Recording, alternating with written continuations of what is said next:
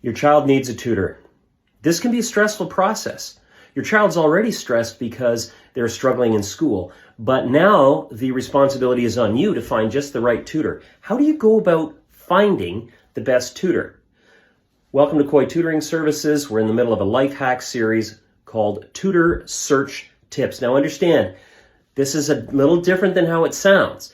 What I'm going to give you are 7 fundamentals. These are also a list of fundamentals in my tutoring services that you can become familiar with and see if these make sense to you.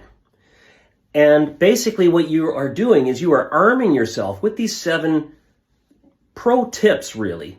You're educating yourself about the kinds of fundamentals that any good tutor is walking around with. It's very important that you get a handle on what priorities the tutor actually has, all right? And beyond whether it's just the person who's available, the person who's closest by, the person who charges the most, or maybe charges the least, arm yourself with this uncommon knowledge, okay, for the benefit of your child and for the benefit of you.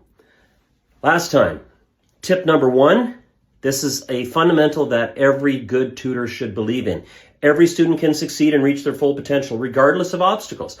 Ask the tutor, does that make sense to you? They'll probably say, oh yeah, absolutely. Then ask them for an example, how they would implement that. Tip number 2, often students do not reach full potential because of learned failure. Now, this is a very, very important thing for all of us as human beings to understand, and also to understand on behalf of our kids.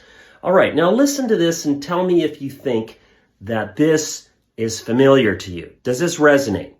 Negative thought patterns tend to derail us regardless of our age. Okay? In many cases, slowing down and dismantling these thought patterns can prepare the student for success, to experience a new direction, and enable them to learn new skills. It's all about changing direction and leaving false narratives behind. Rear view mirror. Okay? Rear view.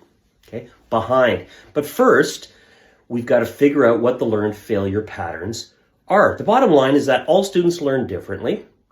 Many kids have learning exceptionalities, and some need to be given new outside-the-box opportunities to be successful. All right, recap, because this is so important. Tip 2, every good tutor should believe this and should be able to implement it. Ask them for examples. Again, often students don't reach full potential because of learned failure. All right, you bang your head against the wall, and it's like we got to stop.